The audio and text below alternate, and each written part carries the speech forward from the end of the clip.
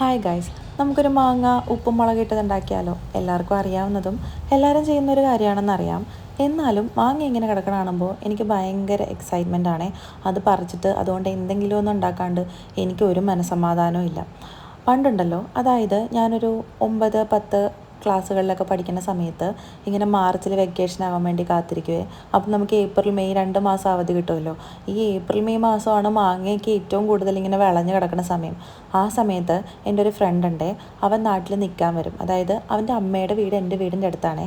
അവൻ വന്നു കഴിഞ്ഞാൽ പിന്നെ നേരെ വരുന്നത് എൻ്റെ വീട്ടിലോട്ടാണ്. അവൻ വീട്ടിൽ വന്നാൽ ഞങ്ങൾ നേരെ പറമ്പിലോട്ട് ഇറങ്ങുവേ.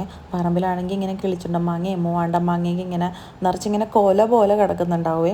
അവൻ മരത്തിൽ കയറി മാങ്ങയൊക്കെ പറിച്ചു തരുവേ. ഞങ്ങളാണെങ്കിൽ ചനച്ച മാങ്ങ കിട്ടാൻ രണ്ടുപേരും കൂടെ അടിയുണ്ടാക്കും. അതായത് ചനച്ച മാങ്ങ എന്ന് പറയുമ്പോൾ ഒരു ചെറിയ മഞ്ഞ നിറം വന്നിട്ടുള്ള മാങ്ങ, അതിങ്ങനെ ഉപ്പും മുളകും കൂട്ടി കഴിക്കുമ്പോൾ ഭയങ്കര വേറൊരു ടേസ്റ്റാണ്. മൂവാണ്ടൻ മാങ്ങയാണ് അതിന് ഏറ്റവും ബെസ്റ്റ്. അപ്പം അത് അവനാണ് കിട്ടുന്നതെങ്കിൽ ഞാൻ അടിയുണ്ടാക്കും, എനിക്കാണ് കിട്ടുന്നതെങ്കിൽ അവൻ അടിയുണ്ടാക്കും. അങ്ങനെയായിരുന്നേ. പക്ഷെ ഞങ്ങൾക്ക് രണ്ടുപേർക്കും ഒരുപോലെ കിട്ടുമ്പോൾ ഭയങ്കര സന്തോഷമായിരുന്നേ. ഇന്നത്തെ കുട്ടികൾക്ക് അന്ന് നമ്മൾ ഈ ഒരു മാങ്ങ എറിയാൻ പെട്ട പാടൊക്കെ പറഞ്ഞു കഴിഞ്ഞാൽ മനസ്സിലാവത്ത പോലും ഇല്ല. അന്നൊക്കെ ബോറടിച്ച് കഴിഞ്ഞാൽ നേരെ പറമ്പിലോട്ടായിരുന്നു ഇറങ്ങണതേ. ഇന്ന് ബോറടിച്ചാൽ നമ്മൾ ആദ്യം നോക്കുന്നത് ഫോണാണല്ലേ.